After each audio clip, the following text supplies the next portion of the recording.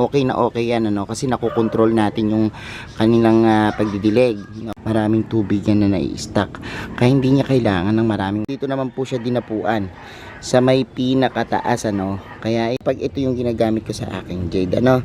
So ang gawin natin ngayon is mag-spray tayo nito, no. So ayan, sprayan natin to. Ayan, makita nyo meron mga. Hello everyone! This is Sir Misunapi ni Dino Park and Eco Garden, and welcome back sa ating YouTube channel. And for today's video, ano ba pag-uusapan natin? Isang halaman, ano, na madalas po na may nagtatanong sa akin kung paano alagaan dahil nahihirapan silang buhayin at minsan talagang wala na silang kapag-asa, parang sumusuko na sila, no? Ito po yung aking jade plant. Yan, ano, ba't nga ba nahihirapan yung iba dyan, ano? Actually, ako din, minsan, ganyan din yung naramdaman ko nung una, no? Pero ngayon, na medyo nagagamay ko na yung kanilang pag-aalaga, eh talaga naman pong mabubuhay at mabubuhay yan sa inyo, no? Paano nga ba natin i-maintain yung ating jade? At ngayon nga po, meron akong gagawin kasi this time, titingnan ko yung jade ko, no? At dahil nag-uulan-ulan, meron akong ginagawa dyan. Kung ano yan, malalaman nyo sa ating pagbabalik. Kaya ako, ready na kayo mga ka-MVP? Tutok lang po.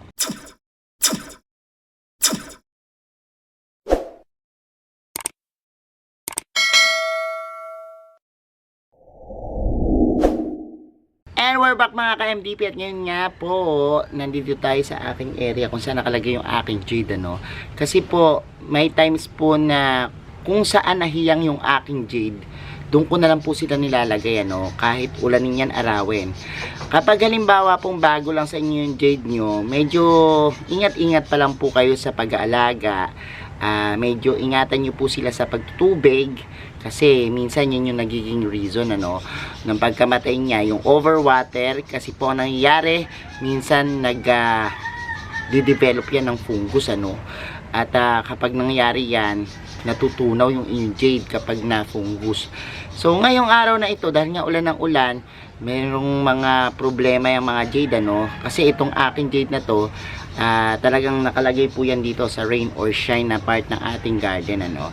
At ang problema dyan, kapag halimbawang ganitong season, maraming mga unwanted visitors, minsan naman, ayun nga, yung fungus, ano. So ano ba yung pag-maintain natin dyan, ano, at tingnan na natin ang malapitan yung aking jade dito, no. Kapag naman tag-araw, talagang yung jade natin okay na okay yan, ano, kasi nakokontrol natin yung kanilang pagdidilig, no. At kung halimbawa nasa loob naman ng bahay yan, makokontrol din natin, ano. Pero kung ang jade nyo po ay yung ganyan, katulad sa akin, rain or shine, check nyo po mabuti, no. Kasi itong panahon na to, yan po yung times na nagkakaroon po yan ng fungal infections, ano, napupunggus yung lupa. Pero ako kasi, ang ginagamit ko sa kanila is katulad nito, plain na pamis lang, ano. Marami na po akong nagawang video dyan tungkol po sa pag-aalaga ng jade. Ilalagay ko po lahat dito yung link, ano, para mapanood nyo po at makita nyo, no. At eto yung isa kong jade, tingnan natin, kasi napansin ko pag hindi ko to inagapan, ang mangyayari po dyan, matutunaw yan, eh. Oo, kasi ulan ng ulan ngayon, sunod tuwing hapon yan, kapag ganyan, ano. So ayun, naku po, kita nyo naman, diba, meron tayong unwanted visitor. Kunin natin, sabi ko sa inyo, diba, yan kapag hindi natanggal yan, eh naku po, sabi ko sa inyo, maaring patahin yan yung jade nyo, no. At kapag sinugatan niya po yan, yung inyong jade, yung pinaka-stem po, tapos nabasa ng tubig, yan po yung simula ng pagkatunaw, no. Kaya ingat po kayo, tingnan nyo, baka may ganito, no. Although yung aking lupa, safe po siya sa fungus, baka naman itong aking mga unwanted visitors yung tumitira. Tanggalin natin yan, ano. Tapos ito, okay naman siya dyan. Kaya lang pagdating dito sa lowland, may times po na pag ulan ng ulan, talagang green na green yan, ano. Hindi makikitaan yan ng pagka reddish. Pero pag nagtatag-araw na, nagkakaroon na yan ng reddish. Ano ba napapansin natin, ano? Ito, for example, this one, yung aking jade, no. Safe naman siya, hindi siya napunggus dito, pero dito naman po siya dinapuan. sa may pinakataas, ano. Kaya ayan, ang nangyari po, lumalambot, nabubulok, ano, mamatay siya. So importante po sa mga jade yung lupa niya, no. Dapat alam natin kung paano yung ginagamit nating lupa sa kanya. Fast draining po dapat. Tapos yan, kapag halimbawang lalagay nyo sa labas, dapat mabilis yung pagtulo ng tubig para hindi na stuck, ano. Ngayon puntahan muna natin yung isang jade ko na nandoon sa area naman na hindi na uulanan. Tingnan natin kung ano yung itsura niya doon, ano. So ito naman yung jade natin na yan, wala sa ulanan, ano. Tingnan nyo, safe na safe naman siya dito sa area na to. Kaya lang dito, kapag napabayaan mo siya ng walang dilig, nagiging masyado naman pong kulubot yung kanyang dahon, ano. So na underwater naman siya. Pero mas mabuti na yon kaysa naman dun sa overwatering na tinatawag, ano. Magdilig po kayo ng jade nyo kapag halimbawa yung lupa tuyo na. Katulad nito, basa pa yung mga lupa natin, huwag muna tayong magdilig, ano. At yan, kailangan tuyo na yung lupa, kasi itong mga jade nag-stack po yan ng tubig, ano, doon sa kanyang katawan, kasi ito'y pamilya ng succulents din. And kagandahan po kasi nito, kita nyo yung mga dahon niya, yung mga dahon niyang bilog-bilog na yan, maraming tubig yan na nai-stack, kaya hindi niya kailangan ng maraming tubig, ano. Ang gusto lang po nito is yung tamang-tama lang na magagamit niya, no.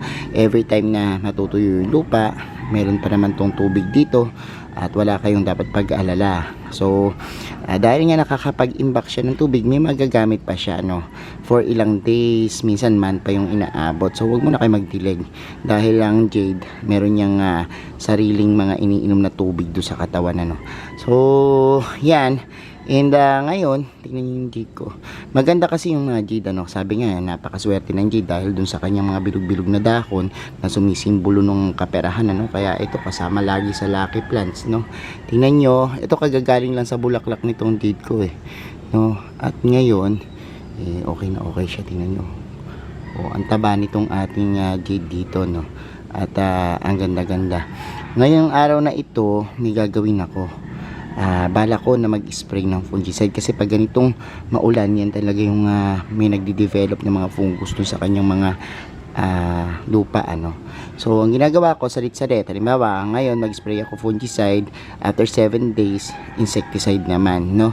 So 2 beses ako mag-spray ng mga jade sa loob ng 1 buwan para dun sa fungicide tsaka sa insecticide niya, no. So ayan yung ating jade na nandito naman sa ating greenhouse. Hindi naman to nauulanan tong isa na to. So ito namang aking jade dito, kailangan na yung patabaan, no? Meron ako ditong Osmocote. Lagay lang natin yan dyan. Usually ako mga 20 pieces lang sa isang pot, pero ito kapag malaki yung pot natin, yan, no? So ganyan lang pagpapataba natin dyan. Another maintenance din yan. So ito kasing mga Osmocote slow release, no, na fertilizer, no. At kahit po ganyan lang yan, minsan pwede nyo hukayan, pero ako ganyan lang sa ibabaw ko lang nilalagay. Okay na yung mga ano yan. Tapos tanggalin nyo lang yung mga yellowish na dahon, ano. Kasi minsan yan pa yung nagiging cause ng hawa. Pero kapag may mga ganyan, tanggalin nyo na yung tilaw na dahon. So yan, nilagyan ko lang ng Osmocote ng very light. Ito, more on pumice talaga yung aking nilalagay, ano. At kapag halimbawa sa labas ko lalagay, plain na pumice lang talaga yung nilalagay ko, tsaka Osmocote. Pero pag halimbawa nasa loob, yung talagang may control tayo sa pagdidilig, yan, yung aking ginagamit, yung aking MDP soil mix, ano. Yun yung timpla natin ng potting mix para sa succulents. So, ito yung aking isang jade. Ayan, napatabaan na natin siya. Kung mapapansin nyo, itong jade ko dito, yan, meron pong mga blue, no. Ito naman pong isang jade ko na to, yan. Kaya merong mga kulay blue dyan. Yan po yung ginagawa natin dyan, ano. Kapag nag-spray po tayo, and after nating mag-spray, nagkakaroon siya ng ganyan. Pero okay lang yan, kasi ito, mababanlawan naman po yan ng tubig eventually, no.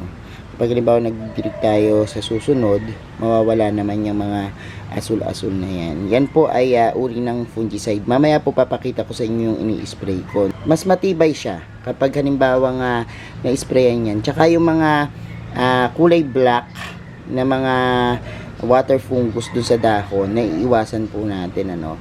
So, this one, kita nyo, may mga buo-buo po siyang asul, no.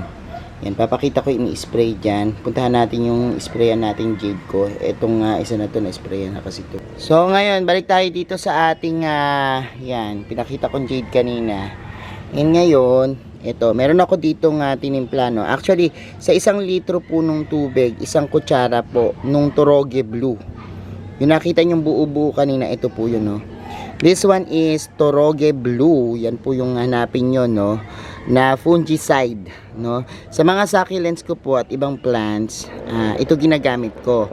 Pero minsan gumagamit din po ako ng Ditane, ano.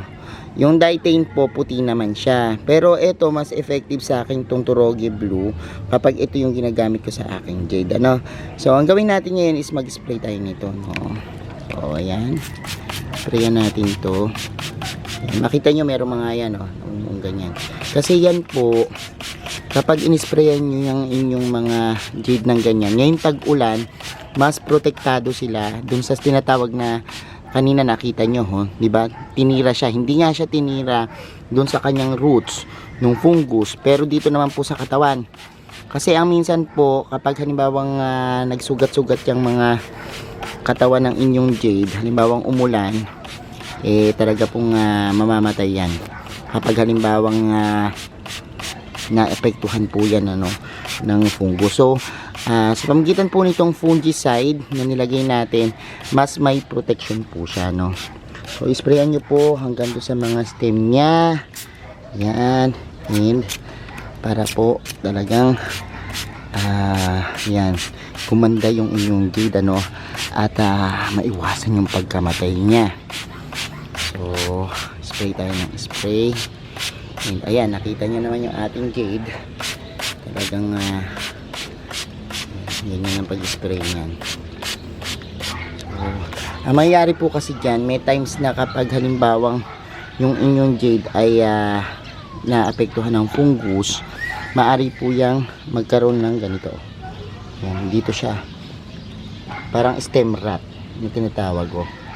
No? Nadadry siya tapos lumalambot, namamatay. And once po yung inyong jade nagkaroon ng pagkasugat, mangyayari po dyan, tuloy-tuloy po yan minsan. Oo.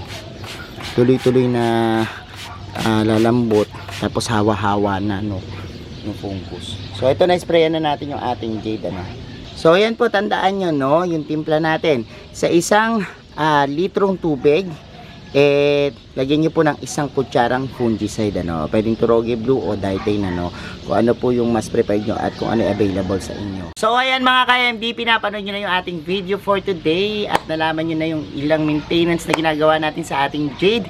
And kung meron po kayong jade at nahirapan kayong buhayin, try nyo po yan, yung mga suggestion natin sa pag-aalaga nito. And para po mabuhay nyo at makatulong sa inyo, no.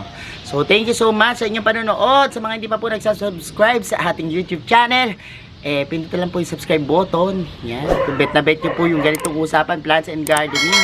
Pati po notification bell, ano, para lagi updated sa aming latest uploads. Pati po sa iba't iba nating social media accounts, sa ating TikTok, Instagram, Facebook pages. Search lang po Hermy Sunaho or Mini Dino Park and Eco Garden. Makikita nyo na yan. Salamat na maraming mga ka-MDP. And this is Hermy Sunaho, nagsasabi sa inyo ng Happy planting! Bye-bye!